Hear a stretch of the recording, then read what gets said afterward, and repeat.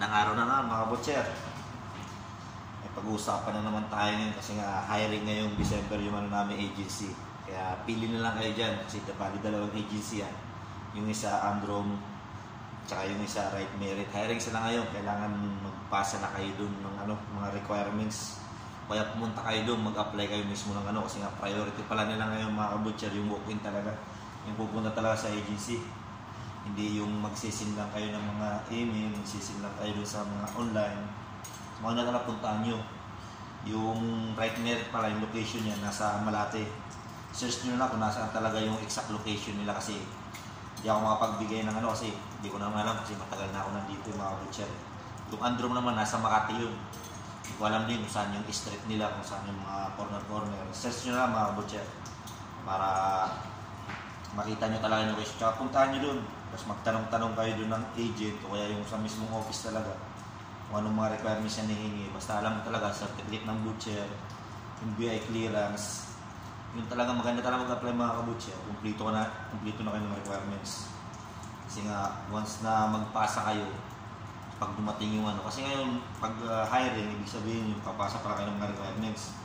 Wala pa yung employer niya, maghihintay pa kayo ng employer. Kaya yun, yung dalawang agency na yun, yung Androm tsaka Right Merit, applyan nyo mga butcher. Nag-ano yan dito sa buong Middle East. Nag-susupply sila ng mga butcher. Hindi lang butcher, fishmonger, sa bakery. Basta party ng sa hypermarket.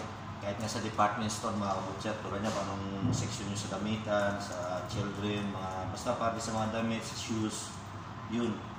Pwede rin kayo mag-apply kung hindi lang sa mga butcher itong agency na yan. Kaya yun ang payo sa inyo. Kompletuhin yung requirements nyo kasi hiring nyo yung December. Yeah. Buy. No problem. Cutting. Yung cutting, no problem. Ronaldo video making. Kaya yun ang payo ko sa inyo. Tuloy nyo lang yun, mag-apply. Tsaka yung mga naman, tatanong sa akin kung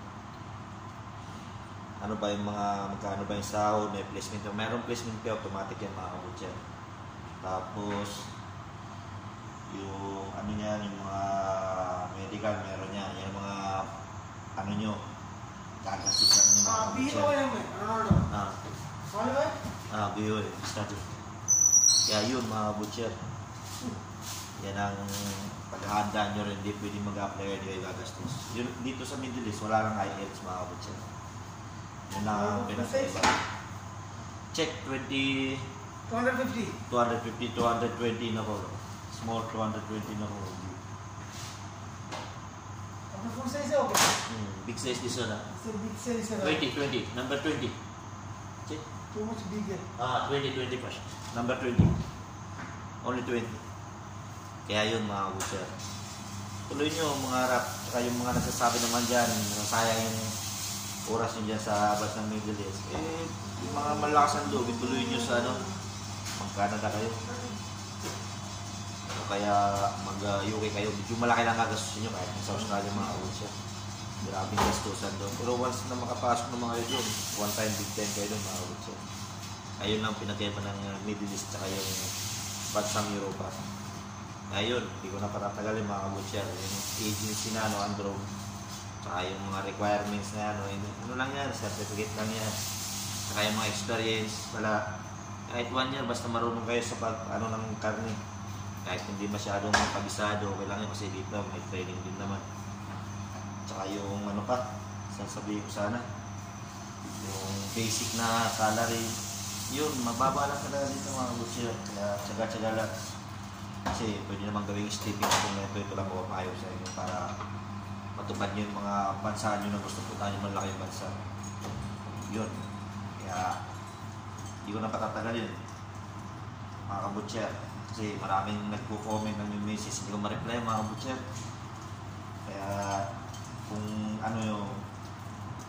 panoorin nyo na ng video ko, tsaka kung yung mga importante lang na gusto nyo malaman, tuloy-tuloy nyo na yung bilisan nyo na lang yung panonood sa video ko, fast forward nyo na lang para may malalaman kayo mga butcher. Kaya yun, ito ginagawa ko dito, gagawa ko ng beef sauces, ganyan lang, trabaho dito.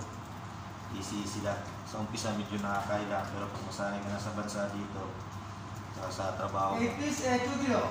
2 kilo yan. No, 1.9, little small, little less na po. 150 grams. Yes. You make 220 only, 250 no? Eh? After big. 240, 230. 255. No problem. 60 sir. 2 piece outside taking. Check. Finish. Check. Kaya hanggang dito na mga butcher. Sana makabigay naman ako sa inyo ng inspirasyon at tulong. Kaya God bless. Okay?